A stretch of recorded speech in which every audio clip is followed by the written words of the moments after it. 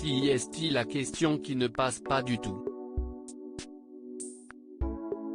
En décembre 2018, Waimalama Chavez était élue Miss France 2019 pour un mandat de 1 an qui pour elle a été une expérience incroyable.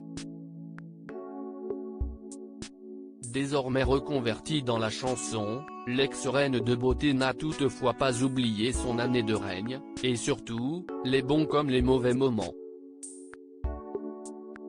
Ainsi, dès le début, elle a dû faire face à des questions quelque peu intrusives, comme sur sa vie privée, mais aussi des questions sur son physique. Et tandis qu'elle n'a jamais caché avoir eu des problèmes de poids, qui lui ont valu des moqueries au collège, elle n'a pas manqué d'envoyer bouler la journaliste à l'origine d'une question déplacée pour savoir si elle trouvait des vêtements à sa taille. J'ai trouvé dommage qu'elle n'ait pas mis la réponse que je lui ai dite, dans le reportage diffusé à l'antenne, note de la rédaction, lancé en mai dernier. Waimalama Chavez dans l'émission Good Morning Weekend sur Non-Stop People, expliquant qu'il s'agissait d'une journaliste de 7 à 8, célèbre émission de TF1.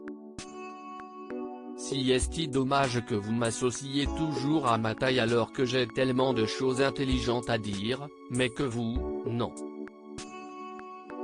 Si est-il la raison pour laquelle vous ne m'attaquez que sur ça, avait alors rétorqué Miss France 2019 selon ses souvenirs, précisant que cette question lui avait été posée seulement 3 jours après son élection. L'occasion pour elle de donner le ton sur ce que serait le règne Waimalama Chavez. Cette blague que Waimalama Chavez n'a pas du tout aimé. Outre les questions déplacées, l'ex-Miss France a également dû faire face à des blagues graveleuses lors de ses apparitions dans des émissions, ou encore des remarques jugées sexistes qu'elle ne trouvait pas chouettes avec le recul.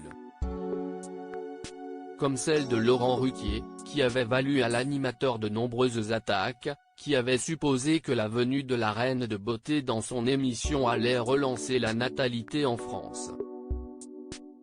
Cela ne m'a pas gêné, mais surprise.